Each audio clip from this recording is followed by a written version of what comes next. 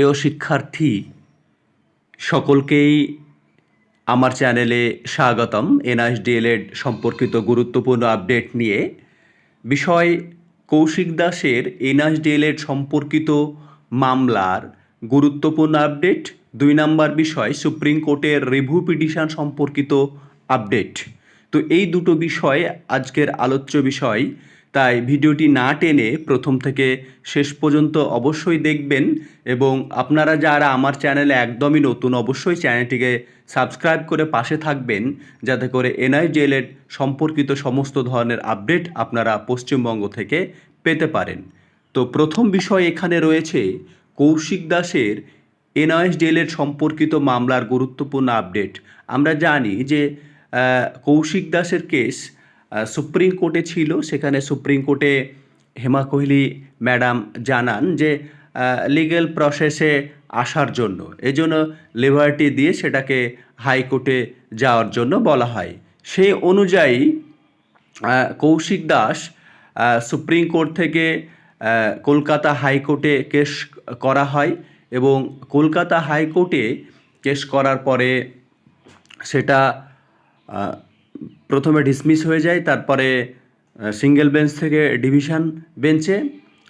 তারপরে সেই কেসের যে আপডেট, সেই মামলার যে আপডেট উঠে আসে, সেটা সেই কেসটাকে আমাদের যে ট্রান্সফার পিটিশন আছে সেই ট্রান্সফার পিটিশনের সঙ্গে জুড়ে দেওয়া হয়। এদিকে যে উত্তরপ্রদেশের যে আমার কেস রয়েছে ট্রান্সফার পিটিশন, যে ট্রান্সফার পিটিশনের শুনানি আমরা জানি 23শে সেপ্টেম্বর রয়েছে, সেই ট্রান্সফার পিটিশনের সঙ্গে কৌশিক দাসের কেসটাকে জুড়ে দেওয়া হয়েছে টিপির সাথে। এতে করে একটা জিনিস স্পষ্ট যে ট্রান্সফার পিটিশন আস্তে আস্তে আরও বেশি স্ট্রং হচ্ছে। তাহলে কৌশিক দাসের যে এনআইএসডিএলএড সম্পর্কিত মামলা, তার আপডেট বা জিস্ট এটাই দাঁড়িয়েছে যে কৌশিক দাসের কেসটিকে সুপ্রিম কোর্টে যে টিপি বা ট্রান্সফার পিটিশন রয়েছে তার সঙ্গে জুড়ে দেওয়া হয়েছে। এখন দেখার বিষয় হচ্ছে যে টিপি বা ট্রান্সফার পিটিশনে 23শে সেপ্টেম্বর কি হচ্ছে, তখন সেটা বোঝা যাবে। তারপরে যে বিষয় যে চলছে সুপ্রিম কোর্টের যে রিভিউ পিটিশন সম্পর্কিত আলোচনা, অনেকেই এটা নিয়ে অনেক রকম কথা ছড়াচ্ছে, অনেক রকম বলছে। তবে এনআইএসডিএলএড শিক্ষার্থীদের জন্য বিভ্রান্ত হওয়ার হতে বারণ করা হচ্ছে এই কারণেই যে যদি আপনারা বিভ্রান্ত হয়ে যান তাহলে কিন্তু এনআইএসডিএলএডকে দেখাচ্ছে ভ্যালিড করা সম্ভব হবে না। এনআইএসডিএলএডকে ভ্যালিড করতে হলে এনআইএসডিএলএড শিক্ষার্থীদের একত্রিত থাকতে হবে, তাদের একটা ইউনিটি বা জোট আকারে থাকতে হবে। তো সুপ্রিম কোর্টে যে রিভিউ পিটিশন সম্পর্কিত আলোচনা, আমরা জানি যে রিভিউ পিটিশনে 6 আগস্ট কিন্তু এর শুনানির কথা ছিল, কিন্তু সেখানে বি.আর. গাবাই স্যার উপস্থিত ছিলেন না, বা যাদের এজলাসে ছিল তারা উপস্থিত না থাকায় সেই কেসটা কিন্তু উঠেনি। তবে রিভিউ পিটিশনে যেটা বলা বাহুল্য যে এখন পেন্ডিং অবস্থায় রয়েছে, এখন পর্যন্ত কোনো ধরনের আপডেট আসেনি। তবে 6 আগস্ট যে ভাবনাটা ভাবা হয়েছিল সে ভাবনার বাস্তবায়ন হয়নি, কারণ রিভিউ পিটিশন দেখা যাচ্ছে যে সেদিন যদি শোনা হতো তাহলে এই যে কৌশিক দাসের আমাদের কেস এখন জুড়েছে টিপির সাথে, এই টিপিকে রিভিউ পিটিশনের সঙ্গে জুড়ে দেওয়ার চেষ্টা করা হতো, যাতে করে রিভিউ পিটিশন আরও বেশি স্ট্রং হয়।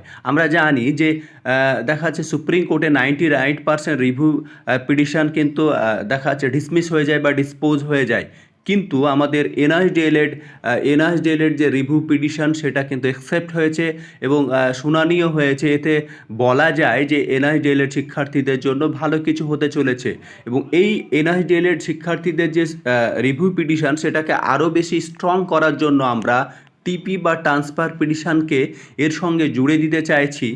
অনেকে হতে পারে যে না, এটা হয়তো উইক হয়ে যেতে পারে বা অন্য সমস্যা হতে পারে, কিন্তু সমস্যার কোনো বিষয় নয়।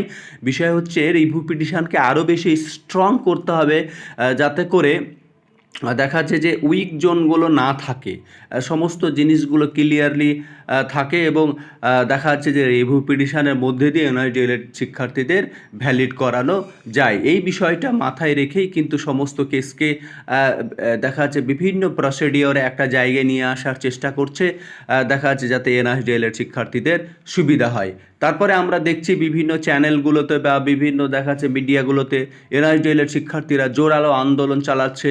যেভাবে বাংলাদেশে আন্দোলন চললো, যেভাবে ভারতবর্ষে বর্তমান প্রেক্ষাপটে ছাত্র আন্দোলন চলছে আরজিকার হসপিটালে কেন্দ্র মানে আরজিকার হসপিটালের ঘটনাকে কেন্দ্র করে, সেভাবে এনআইডিএলের শিক্ষার্থীরা তাদের লড়াইয়ের জন্য আন্দোলন চলছে। আন্দোলন আরও জোরালো হবে। তো যে দুটো গুরুত্বপূর্ণ বিষয়ের আপডেট দেওয়ার ছিল আজকের এই 15ই আগস্ট, দেশ স্বাধীন হয়েছে আমাদের, সেই রকমই যাতে এনআইডিএলের শিক্ষার্থীরা ভ্যালিড হয়ে যায়, সেই কামনা, সেই আশা নিয়েই আমাদের এই পথ চলা। সকলেই ভালো থাকবেন। সকলকেই আজকের এই স্বাধীনতা দিবসের শুভেচ্ছা রইল।